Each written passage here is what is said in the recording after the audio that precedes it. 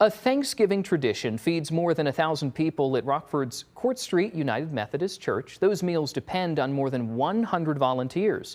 WIFR's Nathaniel Langley meets one family who celebrates a milestone of service. We used to do the traditional Thanksgiving.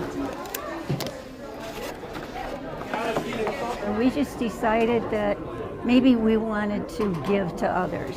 For the last 10 years, Anna Marie Arbisi's family has served free Thanksgiving meals at Court Street United Methodist Church. And we really find a lot of joy in coming here and spending our Thanksgiving here.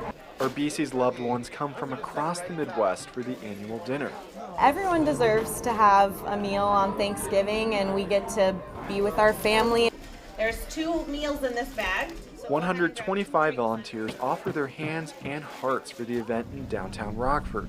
We need all people in a variety of ages to help us out on Thanksgiving for this dinner. Meals include Thanksgiving staples like turkey, stuffing, and pie for anyone in need. If you can share a meal with somebody, it makes it better, whether it's a neighbor or friend. It helps. Many of those who receive the food struggle with homelessness or loneliness. We're really grateful to have each other, and it feels good to do something kind for others. The Arbisis already plan to dish their help for the 45th dinner next year. God willing. Every year. In Rockford, Happy Thanksgiving! Nathaniel Langley, WIFR News.